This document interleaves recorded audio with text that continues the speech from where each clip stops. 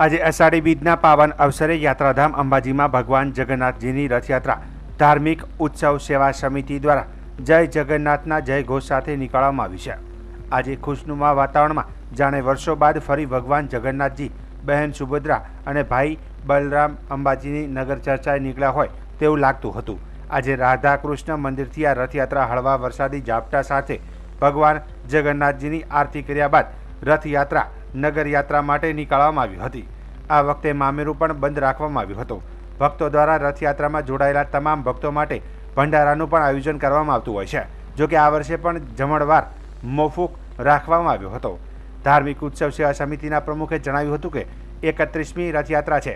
આજ દિન સુધી કોઈ જ અનિચ્છનીય બનાવ બન્યા વગર શાંતિપૂર્ણ માહોલમાં રથયાત્રા નીકળતી આવી છે અને પોલીસનો પૂરતો સહયોગ મળી રહેતા પોલીસના બંદોબસ્ત સાથે શાંતિપૂર્ણ માહોલમાં ભગવાન જગન્નાથની રથયાત્રા ફરી હતી।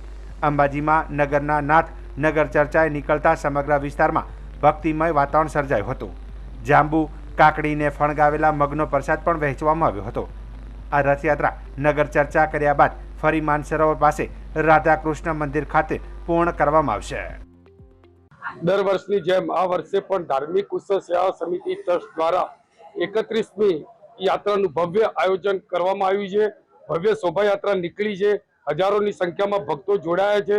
રાધે કૃષ્ણ મંદિરથી શોભાયાત્રા નીકળીને અને ગ્રામ પંચાયતની સામે ત્યાં મામેરું ગોઠવવામાં આવ્યું છે। ત્યાં ભક્તો માટે ચા પાણી અને નાસ્તાનો પ્રોગ્રામ પણ રાખવામાં આવ્યો છે।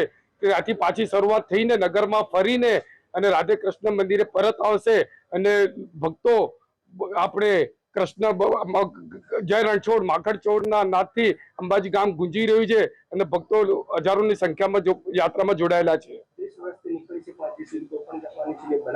31 વર્ષથી આ શોભાયાત્રા નીકળી રહી છે અને હજી સુધી કોઈ પણ અનિચ્છિત બનાવ બન્યો નથી અને પોલીસનો પણ અમને સાથ અને સહકાર સરસ મળતો આવ્યો છે।